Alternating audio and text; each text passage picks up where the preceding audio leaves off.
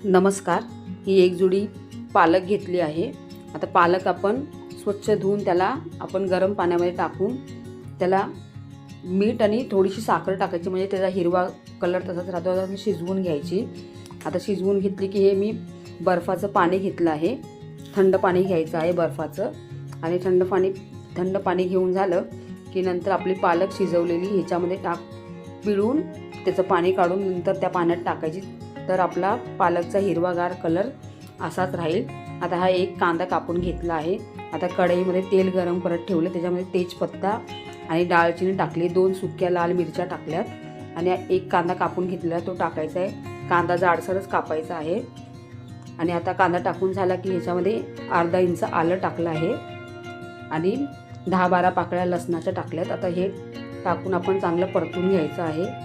आता परतून घेतलं की नंतर ह्याच्यामध्ये मी 3 हिरवी मिरची टाकली आहे. तुमच्या तिखटानुसार तुम्ही टाकू शकता. आता हिरवी मिरची टाकून झाल्यानंतर एक टमाटा कापून घेतला आहे, तो टाकला आहे. आता तो टाकून चांगला आपण परतून घ्यायचं आहे. परतून घेतलं की हे काढून घ्यायचं.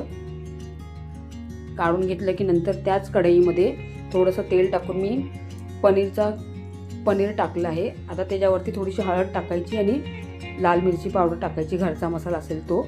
आता हे थोडंसं पनीर मी काढलं आहे. आता हे थोडंसं पनीर ह्याच्यामध्ये पालकमध्ये टाकून आपण पालक वाटून घ्यायची आहे. त्याच्याने एकदम मस्त असं क्रीम म्हणजे एकदम असं त्याचं टेक्स्चर ना क्रीमी होतं. आता हे त्याच कढईमध्ये पनीर काढून घेतल्यानंतर त्याच्यामध्ये ह्या 7-8 पाकळ्या लसणाच्या बारीक करून घेतल्यानंतर थोडंसं अद्रक हे त्यामध्ये परतून घ्यायचं. नंतर हा आपला मसाला जो वाटला होता कांदा टमाट्याचा तो ह्याच्यामध्ये टाकून घ्यायचा आणि परतायचं. नंतर त्याच मिक्सरच्या भांड्यामध्ये थोडंसं पाणी टाकून घेतलं ह्याच्यामध्ये.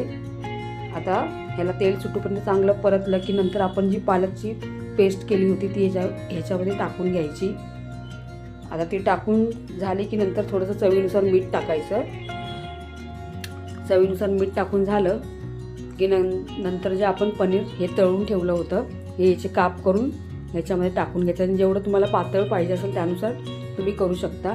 आता हा किचन किंग मसाला टाकला आहे अर्धा चमचा आणि थोडीशी कसुरी मेथी हातावर चोळून टाकली आहे. आता हे थोडंसं अमूल क्रीम होतं माझ्याकडे तर ते मी टाकलं. ते नाही टाकलं तरी चालेल, ते तुमच्या आवडीनुसार. हे बघा किती सुंदर मस्त ही पालक पनीर झाला आहे. तर तुम्हाला कशी वाटली रेसिपी मला कमेंट करून सांगा. हिरवीगार पालक बघून राहावलंच नाही, ही पालक पनीरची रेसिपी करावी. आणि माझ्या रेसिपी आवडत असेल तर प्लीज माझ्या चॅनलला सबस्क्राईब करा, लाईक करा, शेअर करा. धन्यवाद.